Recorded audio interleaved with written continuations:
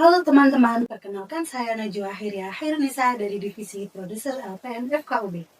Senang banget rasanya bisa nemenin waktu santai kali ini dengan episode podcast LPM FKUB. Semoga kalian yang lagi dengerin selalu dalam keadaan sehat. Teman-teman, kalau kalian dengar kata mahasiswa berprestasi alias MAPRES, apa sih yang pertama kali terlintas di kepala? IPK sempurna atau bolak-balik ke luar negeri buat menangin lomba? Atau tipe-tipe mahasiswa yang kalau belajar gak tidur 3 hari 3 malam? Sebagai sesama mahasiswa, kadang kita ngerasa suka minder duluan ya. Baru mulai coba ikut lomba, udah overthinking duluan. Tapi, apa iya semua mapres itu mulainya langsung hebat dari puncak? Nah, hari ini kita bakal bongkar habis stereotip itu. Kita bakal kulik gimana caranya mahasiswa biasa juga bisa punya kesempatan yang sama buat jadi mahasiswa yang berprestasi. Nah, di episode kali ini, podcast LPM menghadirkan seseorang yang sangat keren dan inspiratif.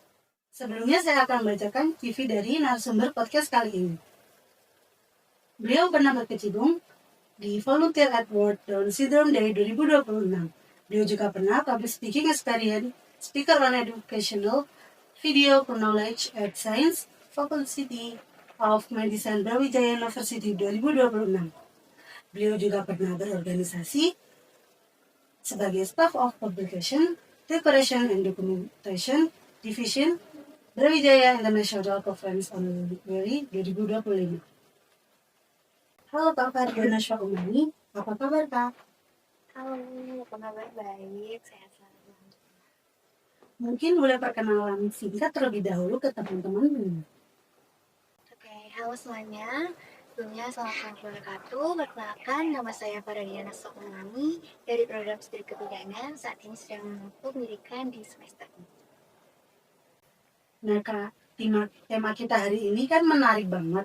Dari mahasiswa biasa jadi berprestasi. Kita pengen tarik mundur waktu dulu nih ke masa-masa awal kuliah. Boleh cerita nggak Kak, waktu pertama kali menginjakan kaki di FKUB sebagai maba? Karena Syah ini tipe maba yang kayak gimana sih? Apakah memang tipe yang dari hari pertama udah punya tanggal hidup, super rapi buat jadi mapres atau bagaimana?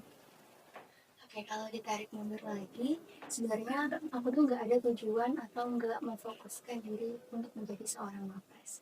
Karena dari awal aku masuk kuliah itu aku masih sedikit bingung sama aku nanti tuh akan tetap di kebidanan atau tidak. Singkatnya aku sedikit denial lah ya. Karena pada saat itu aku di kebidanan ini merupakan di opsi kedua aku. Jadi aku masih ada sedikit keinginan untuk sengit. Namun seiring berjalannya waktu, ternyata semakin aku belajar kebidanan, belajar tentang perempuan, ibu dan anak, siklus hidup dari kecil hingga lansia, ternyata aku semakin suka nih di kebidanan. Dan aku di situ mulai memfokuskan diri untuk stay di kebidanan dan lebih enjoy lagi. Jadi di awal perkuliahan di semester 1 itu aku mencoba bikin roadmap, bukan sehilang arah itu nggak mau jadi mapres, tapi kok emang ada suatu tujuan lah di semester awal itu. Di tahun pertama aku harus fokus secara internal terlebih dahulu, itu survive di FK ini seperti apa, kemudian memperkenal lebih dalam teman-teman kebidanan itu siapa saja, kemudian juga mencari gaya belajar yang tepat di FK. Baru di tahun kedua aku roadmapnya itu setelah selesai secara internal itu secara eksternal, yaitu aku mulai mencoba ikut organisasi. Saat itu aku berkecimpung di BMY saat itu. Kemudian selain organisasi juga kepanitiaan, aku sering banget join di divisi acara dan juga dokumentasi di PDB. Nah di situ ternyata aku suka nih desain kreativitas yang berbau seperti itu. Nah dari situ di akhir tahun kedua itu aku mulai mencoba untuk ikut kompetisi dan juga lomba. Nah dari situ sebenarnya bukan dari sejak awal, yaitu di akhir tahun kedua aku kuliah aku mencoba lomba, dan lomba itu tidak jauh-jauh dari saat aku ikut organisasi, yaitu ketika aku mencoba desain-desain. Jadi aku pertama ikut lomba itu poster dan juga publikasi yang nggak salah. Nah, kalau ditarik mundur, aku itu nggak punya untuk target menjadi mapres, tapi tetap mempunyai roadmap, di mana di tahun pertama aku harus apa, tahun kedua harus apa, hingga aku terjun di dunia kompetisi dan juga lomba ini. Jadi intinya aku let it flow aja, aku terus bertumbuh aja sesuai plan aku di awal, dan berada di titik mapres ini. Wah, benar-benar relatable sih ini sama apa yang dirasain maba-maba sekarang. Tapi Kak, pernah nggak sih pas awal-awal itu ngerasa minder atau insecure pas ngelihat ternyata angkatan yang kayaknya dari semester 1 tuh udah langsung aktif di berbagai organisasi, atau bahkan udah ada yang menang lomba nasional? Oke, kalau ditanya pernah minder atau enggak, pernah aku ngerasa insecure atau enggak, pasti aku yakin setiap mahasiswa itu pernah ada di posisi tersebut ya. Dimana ngeliat teman-teman yang lain udah hebat, udah selangkah lebih maju dari kita, itu pasti kita ada rasa berkecil hati sedikit. Namun dari situ aku mencoba untuk up diri aku untuk menjadikan rasa insecure itu bukan jadi titik terendah aku untuk menjadi rasa kecil. Jadi teman-teman tuh punya dua opsi kalau melihat teman-teman itu berhasil atau sukses dalam kehidupannya. Teman-teman memilih untuk diam saja dan merasa berkecil hati, atau teman-teman kagum dan mulai penasaran sehingga teman-teman ada action dari tindakan yang harus dilakukan itu apa untuk bisa seperti kakak yang hebat-hebat di luar sana. Nah, jadi teman-teman jangan terpacu, oh teman-teman di sana sudah melangkah lebih maju, tapi teman-teman mulai dari diri sendiri. Ayo kita mulai, ayo kita juga bisa seperti kakaknya. Karena sejatinya orang-orang yang hebat di luar sana itu juga berangkat dari titik yang sama. Kita mempunyai satu garis start yang sama. Kita juga memiliki waktu yang sama 24 jam. Jadi pasti kita itu punya kompetensi yang sama kalau kita mau mencoba. Jadi teman-teman jangan takut untuk mencoba, jangan takut insecure terlebih dahulu kalau belum mau memulai tindakannya. Seperti itu. Setuju banget Kak. Kuncinya emang fokus ke diri sendiri dan gak usah terlalu sering ngebandingin proses kita sama orang lain. Nah, dari fase yang sempat minder tadi, pasti ada dong satu momen yang jadi titik balik atau turning point Kakak sampai akhirnya mikir, oke nggak bisa gini-gini terus, harus coba keluar dari zona nyaman. Boleh diceritakan ya Kak, momen itu apa? Oke, kalau turning point itu sebenarnya tidak ada ya dari aku, karena dari awal aku masuk perkuliahan, walaupun aku sedikit denial tadi, itu aku udah punya roadmap kan untuk tahun pertama kuliah itu aku harus apa, tahun kedua aku harus apa, hingga tahun-tahun selanjutnya. Nah, dari sini aku mengalir saja. Jadi ketika sudah aku merasa cukup di tahun kedua aku organisasi dan juga kepanitiaan, aku yang mulai meranjak ke kompetisi dan juga lomba. Nah, dari situ aku mulai merasa, wah ternyata aku suka nih, aku enjoy berkompetisi, aku mendapatkan beberapa pengalaman baru, dapat insight baru, dan juga bisa memperbagus portofolio. Nah, jadi di sini lebih ke memanfaatkan perkuliahan saja ya. Setelah kita selesai berorganisasi dan sebagainya, pastinya kita sudah memiliki waktu yang cukup luang di situ. Nah, itu digunakan untuk apa seperti itu. Nah, teman-teman juga harus uh, merasa bahwa waktu yang saat ini kita pakai itu sebagai investasi diri sendiri di masa depan. Jadi kita harus memanfaatkan waktu perkuliahan ini sebaik mungkin sehingga nantinya itu kita akan merasakan, oh ternyata yang aku lakukan di waktu itu berguna saat ini. Nah, setelah dapat sepakat atau percikan semangat itu, akhirnya Kakak mutusin buat ikut lomba pertama. Boleh diceritain nggak Kak, waktu itu lombanya lomba apa? Dan misal waktu pertama kali gagal, gimana cara bangkitnya? Oke, memang di awal pertama aku ikut lomba itu nggak langsung menang. Nah, di pertama aku ikut lomba karena dari awal aku berangkat dari aku yang suka desain, dari aku organisasi, itu aku lomba ekonomi itu poster. Saat itu aku berdiri dari satu tim yang berisi 3 anak. Nah, di situ kita belum tahu ekspor itu ya terkait poster itu seperti apa. Nah, saat itu kesalahannya kita nggak riset terlebih dahulu nih kalau ternyata poster itu ada 2 jenis, ada poster publik dan juga infografis. Nah, saat itu mungkin aku salah di situ sehingga pada saat itu aku belum berkesempatan untuk menang. Nah, kemudian dari situ kita pastinya, wah kenapa nih kok salah, kok nggak menang. Nah, di situ kita evaluasi. Nah, dari evaluasi itu kita bisa belajar dan kemudian kuncinya coba lagi. Jadi setelah dievaluasi kita belajar tuh jangan berhenti di titik itu. Jadi kita evaluasi dan juga coba lagi. Nah, kemudian di selanjutnya itu aku mengikuti lomba yang serupa. Nah, itu di tahap finalis. Jadi belum sampai menang. Terus setelah finalis ada seleksi lanjutan, ternyata itu belum cukup. Nah, jadi teman-teman kalau memang ingin mencetak juara itu memang tidak instan, memang ada step by stepnya. Ibarat naik tangga itu kita nggak bisa ya langsung dari tangga 1 ke tangga 10 itu nggak bisa. Kita harus coba dari awal, kita nikmati prosesnya. Nah, Kak, banyak ini teman-teman mahasiswa yang sebenarnya pengen banget mulai ikut lomba. Tapi mereka sering mentok di masalah teknis. Pertama, mereka bingung, gimana sih cara nemuin tim yang solid? Dan yang kedua, gimana cara dapat ide lomba yang out of the box, tapi tetap realistis? Kira-kira dari pengalaman kakak, ada tips taktisnya nggak buat para pemula ini? Baik, untuk tipsnya, yang pertama kita harus bikin tim yang benar-benar kita tahu karakternya seperti apa.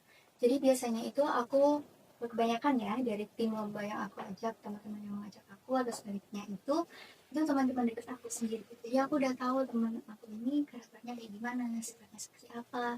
Dan yang paling penting mereka ini harus berkomitmen, punya motivasi yang sama, mau menyelesaikan rangkaian lomba dari awal hingga akhir. Karena pastinya rangkaian lomba itu nggak bentar dari awal kita penyusunan rangkaian ataupun uh, penyusunan hingga sampai akhir, hingga sampai presentasi itu sama tim itu. Jadi kita harus benar-benar saling siapa sih tim yang benar-benar berkomitmen dari awal sampai akhir. Nah, setelah itu kita baru penyusunan ide. Nah, dari tim yang benar-benar karakternya sama, memiliki motivasi yang bagus ini pastinya nanti mereka akan menyumbang. Biasanya kita berangkat dari guideline lomba yang dihadirkan dari penyelenggara. Nah, biasanya tuh mereka ngirim seperti link drive yang berisi panduan lomba seperti itu. Nah, di situ kita baca, kemudian kita sumbangkanlah ide-ide kita dari tim yang udah kita bentuk tadi. Nah, biasanya untuk memilih ide yang bagus itu dari mana? Dari aktivitas sehari-hari yang tercetus masalah. Kita ambil dari kegiatan sehari-hari, kita ambil masalahnya apa, kemudian kita kasih solusi. Karena dari situ dari pengalaman juga juri dan juga audiens itu akan lebih tertarik apabila hal yang kita angkat itu relevan dan juga bermanfaat bagi kehidupan mereka sehari-hari. Jadi nggak perlu yang terlalu out of the box, tapi menurut audiens itu bermanfaat bagi mereka. Itu sebenarnya ide yang bagus seperti itu. Lalu tantangan selanjutnya nih Kak, yaitu soal bagi waktu. Buat dapat portofolio Mapres kan kita butuh IPK bagus, aktif organisasi, plus ikut kompetisi. Terus nggak bertanya ke dosen seperti itu. Nah, kalau bagian akademik ini sudah ya, kita fokuskan di kelas, ketika mau ujian kita review lagi. Karena aku bukan tipe yang habis pulang kuliah belajar lagi, itu enggak. Jadi aku fokuskan di kelas, kemudian kita review ketika mau ujian. Nah, kalau untuk membagi waktu di organisasi kepanitiaan dan juga lomba, kembali lagi tadi aku udah punya roadmap ya di awal mau masuk kuliah, yaitu di tahun kedua aku menuntaskan organisasiku terlebih dahulu, baru meranjak ke lomba-lomba. Jadi sebenarnya ada space untuk aku ikut lomba dan juga berorganisasi.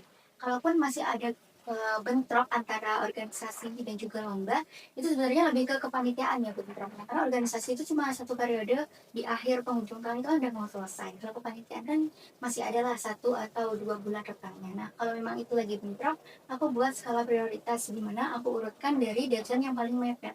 Misal besok masih ada ujian, tapi aku harus menyelesaikan kerangka lomba. Jadi juga masih ada project nih di proper kita. Nah, itu aku urutkan dulu mana yang paling mepet deadline-nya, itu yang aku kerjakan.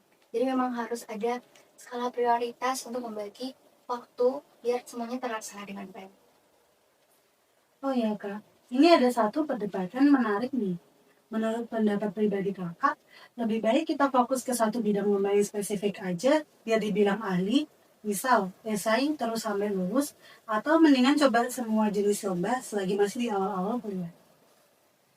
Baik, kalau disuruh berpendapat baik yang mana, fokus satu perlombaan atau semuanya, pastinya di awal kita nggak bakal tahu nih bagus yang mana nih kita fokus di beberapa cabang lomba ilmiah. Pastinya di awal itu kita coba-coba terlebih dahulu. Kan cabang lomba itu ada beberapa seperti isai, peserta senang melakukannya, kemudian apabila mendapat benefit itu tambah lagi senangnya. Jadi hormon endorfinnya itu nambah-nambah apabila kita enjoy dalam melakukan suatu pekerjaan, suatu perlombaan itu. Nah, apabila disuruh memilih satu aja atau beberapa kita akuin semua, itu balik lagi ke teman-teman. Teman-teman memang enjoy nggak melakukan semua perlombaan yang berbeda-beda atau lebih enjoy apabila oh aku suka ngedit aja nih jadi aku ikut poster aja deh. Nah, itu juga nggak apa-apa banget karena untuk mencetak prestasi itu juga perlu konsisten. Kalau teman-teman nggak enjoy itu teman-teman malah berhenti di satu titik itu aja. Mendingan kalau memang suka basicnya ke penulisan itu lebih suka esai, udah nggak apa-apa ditekuni aja, diperdalam, difokuskan sehingga nantinya konsisten dari awal hingga akhir. Wah, ini tips yang mencerahkan banget. Jadi di awal jangan takut buat eksplorasi dulu. Nanti seiring waktu baru kita kerucutkan fokusnya. Nah Kak, sekarang kita masuk ke proses seleksi mapresnya sendiri. Perjalanan menuju gelar tersebut kan pasti nggak mudah dan panjang prosesnya. Selama proses pendaftaran dan seleksi kemarin, apa sih persiapan terbesar yang paling menguras energi Kakak? Dan setelah akhirnya menyandang gelar tersebut, perubahan terbesar apa yang paling dirasakan secara personal? Baik, untuk tantangan terbesarnya ketika proses menjadi mapres, aku izin cerita untuk alurnya terlebih dahulu ya. Jadi di awalnya itu kita berangkat dari mapres prodi. Kita ada perwakilan dari prodi, waktu itu dari kebidanan itu ada 2, saya dan juga angkatan juga, seangkatan sama saya. Itu kita berdua. Kemudian kita masuk untuk seleksi ke fakultas. Kita udah menyiapkan untuk gagasan konstruktif, ide apa yang mau kita presentasikan, buat poster dan tadi dan juga sebagainya untuk maju ke fakultas. Saat itu kita diseleksi lagi bersama teman-teman farmasi dan juga kedokteran. Nah, ternyata alhamdulillah dari semua teman-teman yang ikut seleksi dari juara 1 dan juga juara 2-nya itu dari kebidanan semua. Dan pada waktu itu saya meraih di juara kedua, bukan di juara pertama.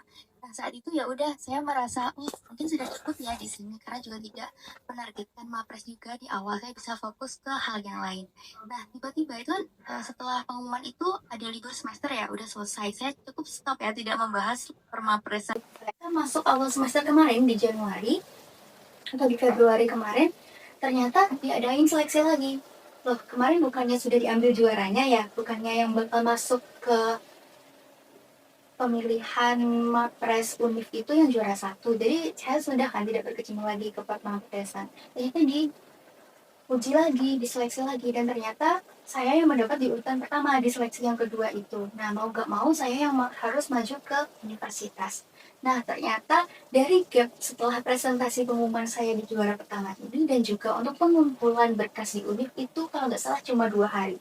Jadi dari banyaknya berkas-berkas semuanya itu 10 berkas atau 11 itu saya juga masih belum mengurus sertifikat saya yang masih tertahan karena baru pengumuman lomba. Itu juga harus dikumpulkan pada waktu itu. Jadi dalam 2 hari itu harus mengumpulkan berkas, kemudian juga membuat video. Ini yang paling tantangan terbesarnya, membuat video bahasa Inggris 5 menit mengkat edit. Nah, saat itu saya benar-benar pusing dan juga bingung. Mental saya benar-benar terasa di situ buat ketahanan mentalnya. Kemudian kalau untuk benefitnya, pastinya dari hal-hal yang tidak terduga tadi, mentalnya semakin terasah lah ya. Dari proses-proses setiap kita beranjak untuk meraih suatu pencapaian itu pastinya juga bernilai. Nah, untuk benefitnya yang bisa dilihat itu mungkin dari personal branding, kita semakin sering lah ya diundang seperti menjadi MC, moderator, pemateri, bahkan juga sempat menjadi juri. Nah, untuk teman-teman juga jangan dilihat dari hal yang bisa terlihat saja, hal yang tidak terlihat itu justru malah bisa berguna, bermanfaat baik dari sekarang maupun di masa depannya nanti. Anggap itu sebagai invest ya untuk hari ini di masa depan. Teman-teman, gak kerasa kita udah di penghujung obrolan. Sebelum kita akhiri, boleh dong Kak kasih closing statement atau pesan penyemangat?